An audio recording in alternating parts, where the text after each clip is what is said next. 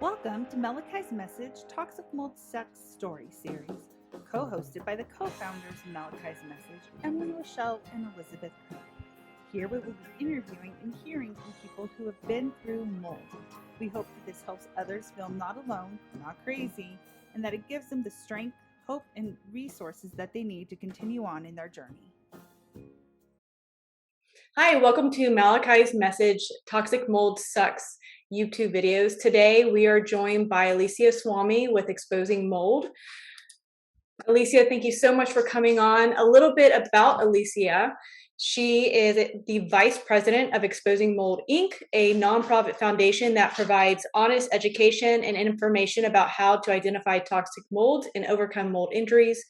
It addresses the reason why toxic mold has become a public health emergency through research and advocates for policies that protect people from environmental injuries. Alicia holds a master's degree in health education and nutrition with an undergrad degree in criminal law and justice administration. She has worked for the Alameda County Public Defender, Stanford, Kaiser, Four Seasons Hotels and Resorts, YMCA of Honolulu, and Memora Health. As a toxic mold survivor, she knows what it's like to lose everything and have to start all over. As a lifelong public servant, and through her partnership with Kealy Severson and Erik, she continues to selflessly help others overcome the horrors of toxic mold injuries. Alicia, thank you so much for coming on and speaking to us today about your journey and everything that you guys are doing. Thank you so much, Emily. I'm just really excited to be here with Malachi's Message. And, I've always been a supporter day one since, we've started exposing mold and I found out about you guys. And I'm just really excited about what you're doing and what we all can do together as a group and move forward with helping people get over toxic mold injuries. It's pretty much hell. And we really don't want to see other people go through it. And so that's why we've put, our hearts and souls into helping others to figure out a way to get over it and hopefully prevent it from happening. Absolutely. And I know that we're both here because we both went through mold, but before you ever went through and experienced toxic mold, can you kind of give me or tell people a little bit about your life before mold? Yeah, just looking back on everything that I've been through and just kind of being sick continuously throughout my life, I understand now that I've always had continuous exposures. I just never could categorize it or understand what it was. And so throughout that, I mean, I was always like sick and healthy, but I've always been like a high energy person. I'm extremely ambitious. I'm a hard worker, always committed to health and wellness. I mean, I'm on my P's and Q's with nutrition and exercise and all that. I just pursued life with no limits. I pushed my mind and my body, my spirit beyond its capabilities daily. I was a grade A badass until, I guess my cumulative exposures just became so maniacal that my body just couldn't handle it anymore. And I just kind of tipped over the edge and just got really sick. When did you first realize you were dealing with mold? And what was your response to finding out that it was your home that was causing you to be sick? Yeah, I had fallen really ill, and as I said, looking back in my life, I always have had been sick, and I would get sick almost at the same time every year. It was always the same situation: strep throat. I've had tonsillitis, et cetera, et cetera. But I feel like what really tipped me over the edge was this home that we had bought. And, COVID, we were all quarantined, right? We couldn't leave our house. And I don't know about you, but I was freaking out. This was like a new pandemic. I'm thinking, oh man, this is going to be Spanish flu status. Like, I don't know what to do or what to expect. So we really just stayed put as we were told. Little did I know that, the home had mold issues. As a first time home buyer, like mold is not on my radar. I don't know anything about mold. We literally weren't even there for our home inspection. We were still in the Bay Area working our crazy tech jobs. And so we kind of just trusted our realtor and said, hey, do the inspection, with the guy and tell us, what happens or whatever. And so he basically said the house was completely fine. There was no issues. He didn't make any mentions of mold. So again, it never was on my radar. And, for me, these are professionals, right? I'm putting my full faith into a home inspection and thinking, man, whatever he says is what goes, because he's the expert.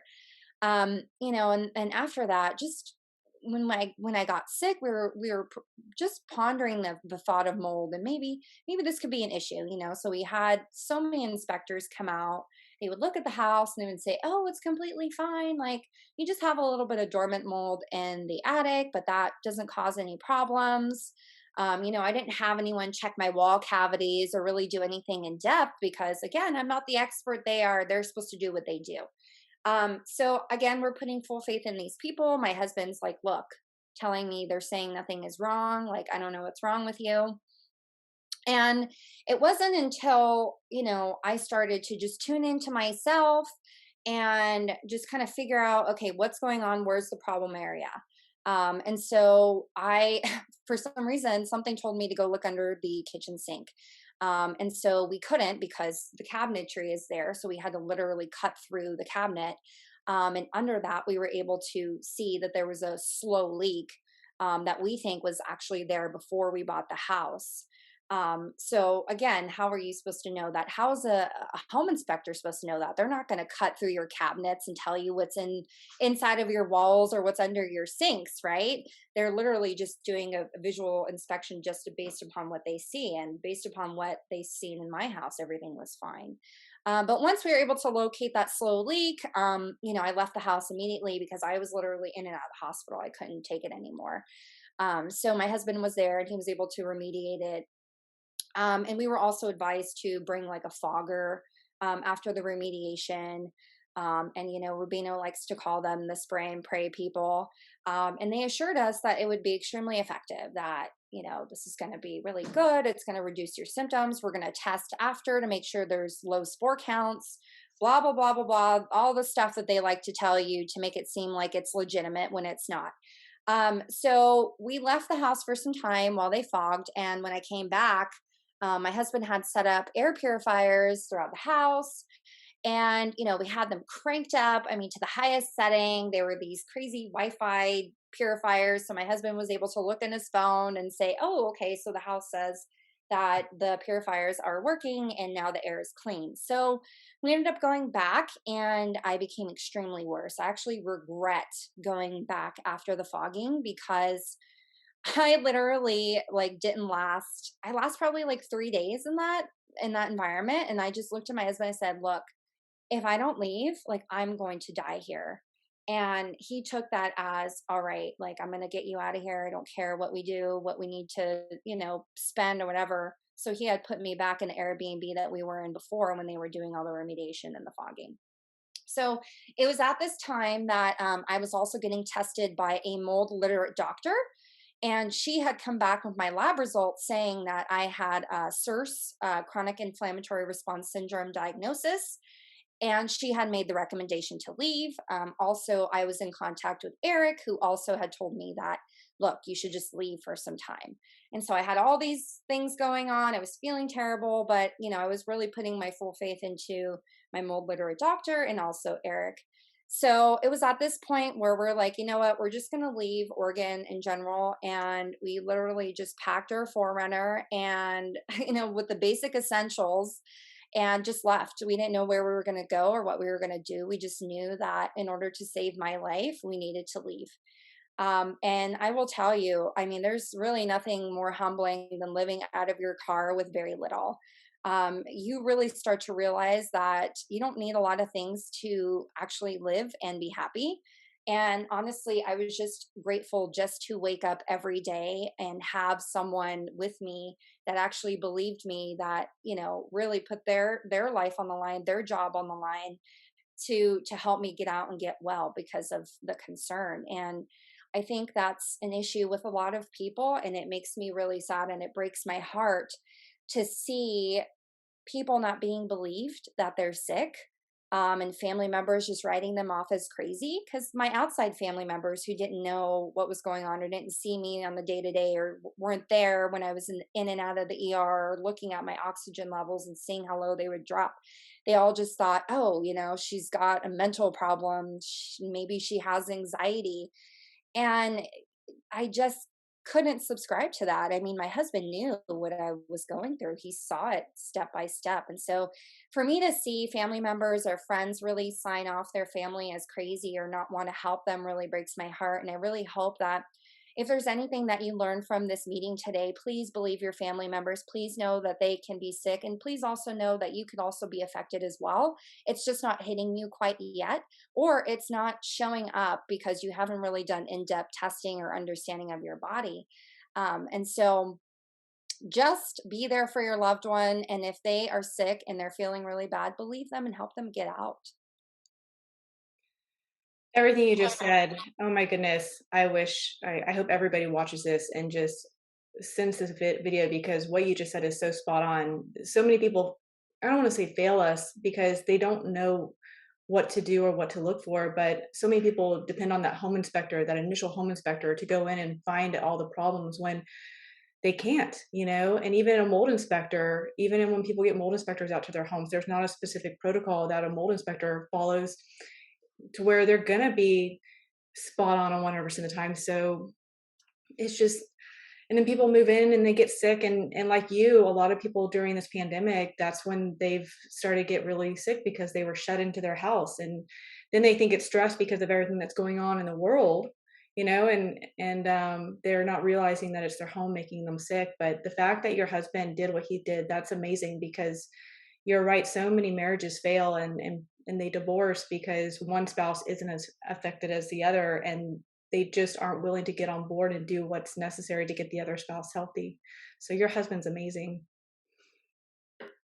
Yeah, I'm just really grateful for him to put full faith into believing me, and I think that if he didn't, I would be worse off and I wouldn't be where I am today. And so just think about that for a second. Those that are really sick, or those that, friends and family that are watching this that are dealing with a family member that's sick, like, just believe them, because you're giving them a second chance at life. Yeah. If you don't, the consequences are grave. I mean, this is a serious, serious disease. We interviewed an incredible, incredible doctor from Finland who actually put her time and her research and her efforts, her own money into research, into understanding how mold hypersensitivity like affects people. And when you have so many cumulative exposures, it affects all the organs, and it's a systemic serious disease that can lead to suicide and deaths. And as we know, so many people in the community suffer so greatly with people not believing them that they actually end up committing suicide, and that is the serious fact. And I would hate to see that preponderance and that, like, continuing on. So just please believe your loved one and get them out ASAP. Yes. After you moved out of your house and you started this recovery journey, how has mold changed your life? I mean, mold, for those that go through it, you really have to go through it to really understand it, because it's actually maniacal when you talk about it and the health effects and what you have to do to get away to get well. But it's really been a blessing and a curse, because, again, we all know the bad parts, but we don't really talk about the good parts. And so I really want to shed light on that today. And just being mold injured has really brought me a new lease on life. And I just have more gratitude for what I have and for those people that I love. I don't care about material things anymore. I don't even care about, money and whatever. I come from a very money centric culture, and so does my husband. We're Portuguese and Indian. And so, like, that's always like the driver force of success and things and whatever, and I don't really care for that anymore. And I know that I need very little to meet my daily needs. And, my mold injury has really thwarted me into finding my purpose. Even though I was working for these great companies with wonderful people, I mean, the best institutions that you think of in the world, it's just, I just never cared. I just didn't care about what I did. I felt unfulfilled. And in a in a strange way, mold is giving me purpose and freedom and the motivation to bring the skills that I've learned from these institutions to starting something from scratch and fully utilizing my expertise and adhering to my health educator oath, is what we used to say in school, of being that agent of change. And I always knew that I was made for something bigger, and just the mundane working world, it wasn't working out for me. And I'm just so happy that I can wake up daily working with people that I absolutely adore, and just put my knowledge, education, and training and experience towards helping others avoid the tragedy that I went through. Yes. And I love that you talked about the positives that came out of mold, because there is light at the other side. And that's how I feel. Like I tell Josh, I don't get mad anymore. Like things don't upset me anymore. You could blow up my car and it doesn't matter as long as I have my health. Um, it's just going through mold makes you, like you said, you just look at things completely differently. And you're so grateful for just the basic things that you have. So I'm glad that you touched on that. What is one, Alicia, this might be a tough question, probably not for you, but what is one common misconception you think people have when they're dealing with toxic mold? You know, this is a very interesting question. I think it's just, to be point blank, and I'm just extremely honest. It's the societal brainwashing that if there's something wrong with you, it must be your genetics, or it's something in your head. You're crazy, you know? And I'm so tired of hearing this, because I just feel like it's a lazy blanket answer Yes. just for that doctor or healthcare provider not to look into what's happening, what's causing your illness, right? And again, I will say this, and I will say this repeatedly over and over again. For those of you who are suffering from mold injuries, you're not crazy. You're literally being poisoned, right? And the best thing to do is to get out into a pristine area for a period of time to either confirm or deny this poisoning. So, in my opinion, I would do this first and foremost before heading down the life savings draining spiral of testing and doctors and remediators and everything. I mean, if I could have done it all over again, I would have just left for some time just to see how I felt and either confirm or deny again, is it mold or is it not? Because we lost so much money on these experts and remediators thinking that they were going to know exactly what to do, when they literally didn't do anything for us. And we were back at square one. And so I think what's important when you do look for people to come and help you out, make sure they're vetted. Make sure they're vetted by Malachi's Message. Make sure they're vetted by Exposing Mold or the Mold Medic or all these other people that are extremely knowledgeable in the field of remediation, and they understand that it's just not it's not a field that is heavily regulated. There's no rules, or it's literally a weekend certificate program or online training program, and you're all of a sudden a remediation expert. So there's people that really do understand mold injury and mold hypersensitivity from a different aspect. So they can be honest with you. It can provide the thorough testing and remediation that you need. So again, reach out to those people, because they've been through it and they understand. And also, if you need help or guidance, we recently launched an educational program with Exposing Mold. We were getting so many private messages. It was like maniacal every day to wake up and like, oh my God, so many people asking for help. I don't know how to do, whether I'm hypersensitivity, or if I have that, is my house bad? Am I detoxing? Like, how do I know how to decipher between all this stuff? How do I know what's the truth? And so again, we're just a really extremely honest resource. We're not here to charge you hundreds of thousands of dollars in testing that goes nowhere and protocols that go nowhere. We're literally providing a low cost service, $22 per month, and we're providing with a lot of great information. And so if you're interested in that, check us out, exposingmold.com, under our education tab. I am so excited about this that you are starting. I think it's anybody that's going through mold needs to go check them out and join that community, because you guys are just such a wealth of knowledge, and you're just out there to give people the true facts. You just want to help them get better. You're not out to try to get business from them. You're just trying to get them, the information that they need to get better faster. You're Your Exposing Mold group, can you kind of explain, how did you guys find each other? How did y'all come together to begin with? Yeah, I mean, I was going through my mold woes and I was just like, why is there nothing out here on this? Why is mold just being labeled as a respiratory issue, asthma? Why? Like, I don't understand. Nothing made sense to me at all. And I, for me, when I'm pissed off, like, that motivates me. Like, you don't know how many times I've been in and out of my doctor's office, like, why don't you know about this? Why are you looking at me like I have anxiety issues? Like, I'm so frustrated with you. And so, I just started scouting these mold groups, and literally Facebook groups saved my life. I mean, that's where it all started.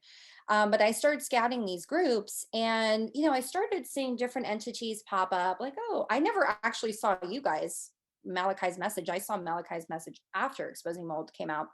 But I was just looking into different groups and I decided, oh, I'm going to go with this group over here. But I didn't really feel like I vibed with the people well. I didn't feel like my ideas were really, I don't know, respected or reciprocated or whatever. So I'm like, all right, I want a little bit more freedom. Let's see who's honest and who's real.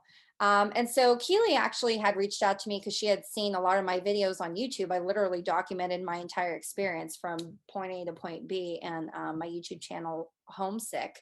It's a vlog where I'm literally going through the craziness of it all. And she reached out to me to just do an interview with me. And I was like, you know what? I can really vibe with Kealy. Like, she's really awesome. And then, Erik Johnson, I was always in contact with him, kind of joined the mix. And, we just decided to band together. Now, Exposing Mold was already an entity before me. Kealy was the one who actually, thought of it, and her story is so beautiful. And I really hope that you have her on here so she can actually tell it.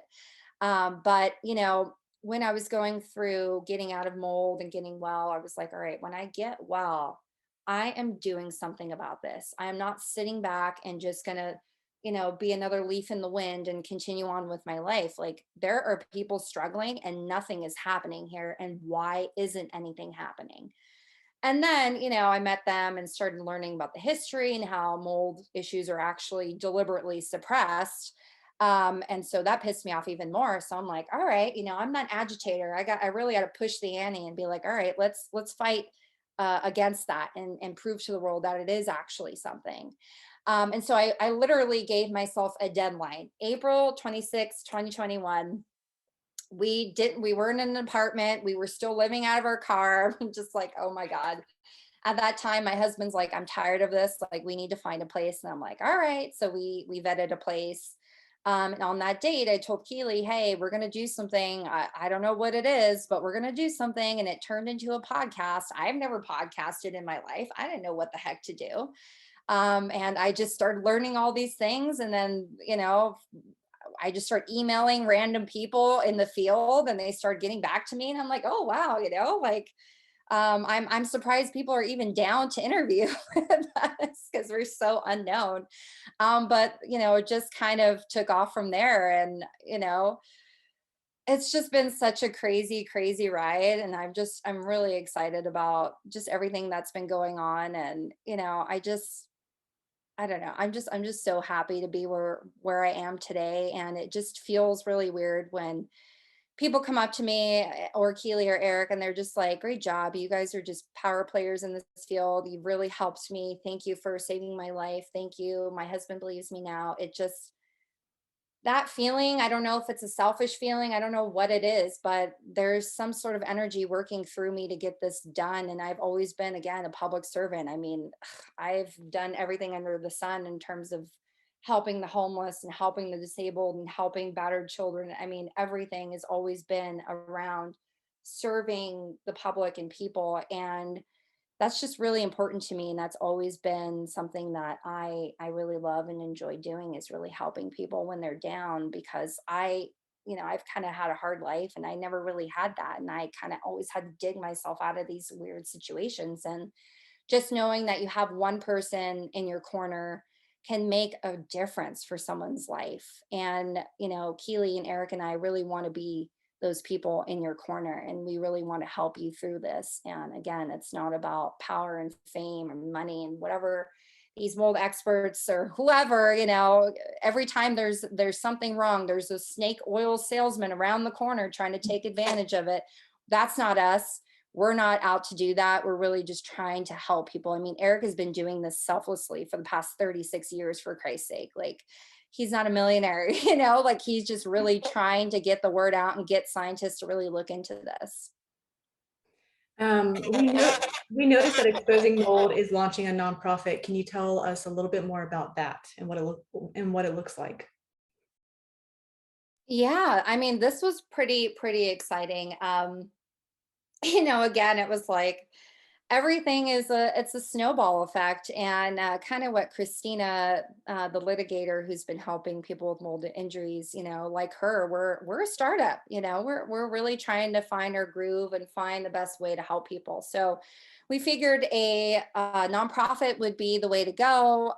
You know how that works out. Building a nonprofit does take a lot of time. It is super exciting. Kealy right now is our founder and president. Of course, she is the one that has birthed Exposing Mold. We have to be grateful for her for even starting it. So I'm so happy for her. I'm the vice president. Erik is our volunteer education and research director. That guy, I mean, he's probably the smartest guy I know. We like to call him Erik Gump, because it's like he has a story for every situation throughout history. It's like every situation in which he has been alive, he has had some sort of involvement. So we're like, all right, Erik, you're the master of education.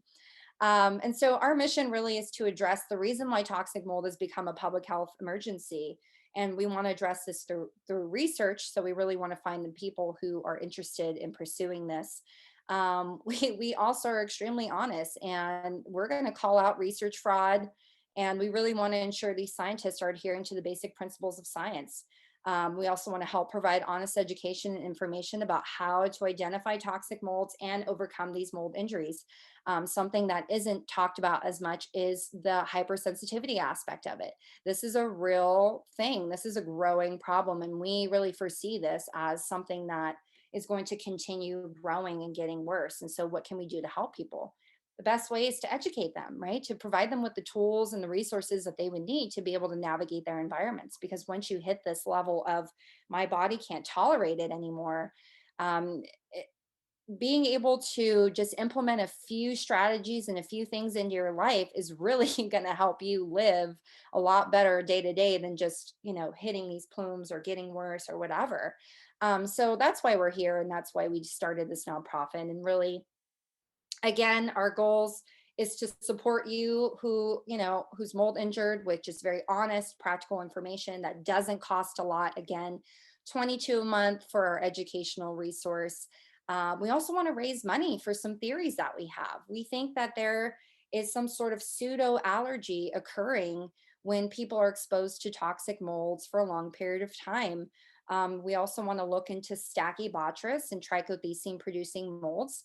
It seems like everyone is like, oh, let's not talk about this, and so we really want to highlight this type of mold, and not just Stachy, but like Fusarium and Chaetomium. And these are really, really important because these are the molds that suppress the immune system.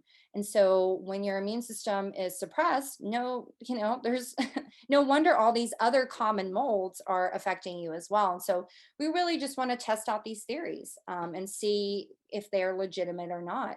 Erik, again, has been fighting for 36 years to solve chronic fatigue syndrome. Let's make that connection between CFS and toxic molds. Also, we really want to advocate for environmental policies that protect people from these environmental injuries. So I know that we like to focus on toxic mold, but we do talk about other environmental factors. And based upon Erik's theory, we like to call it the effect, is that these nanoparticle pollutants in the air from industry are actually creating these molds to just become crazy toxin producers. So again, that's another theory, and that's something that we want to go ahead and study. And also, we really want to influence and teach healthcare providers about the bigger picture of mold injuries. So we really want to dive into this hypersensitivity aspect, right? Because when we're thinking and diagnosing mold injuries, a lot of these doctors are not really taking that into consideration. Maybe they are now. I'm not sure. I haven't really heard it. I hope that they are.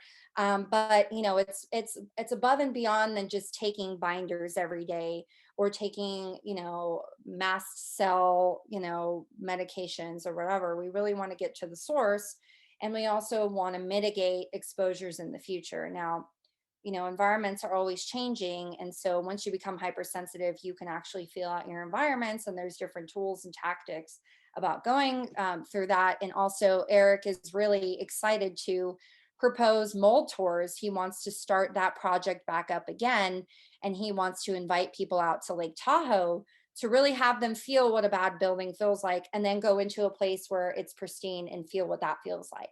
So that way people can really get these hands-on knowledge and understand what their body is trying to tell them. And when they feel those symptoms, they know already what strategy to implement to move forward in order to avoid getting worse or, you know, feeling those symptoms. So I love that.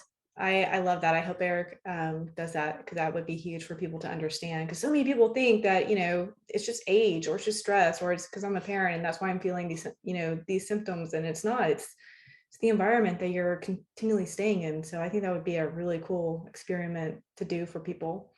I know you've already mentioned this before, but if people want to know more about your organization, can you repeat, you know, again, where they can find you? yeah, you know, we're we're everywhere. If you haven't found us, man, we're literally everywhere. We're on Instagram, we're on Facebook, we're on TikTok, we're on Twitter. We have our own Patreon page. You can check us out at exposingmold.com. We have some really great information there. We have our blog posts, our education resource. We even have a store. We have some cool t-shirts. I left mine at home. I'm in another location, so I wasn't able to wear it today. But you know, we have some really cool stuff. So check us out. We also have our free podcast. That is on just any podcasting site, Spotify, Apple, iHeartRadio, Pandora. You can check us out there. I mean, the podcast is really great. If you really want to stun your doctor or validate your symptoms with your friends and family members, like we have some major power players, celebrities on the show. I mean, we've really have partnered with the best in the biz in terms of mold remediation and mycotoxin testing. We've also, again, as I said, launched our low-cost educational group where you can sign up and just get more information just to understand the illness better and how to navigate your surroundings if you are someone who has been chronically injured by mold. And again, you can find us on all those locations.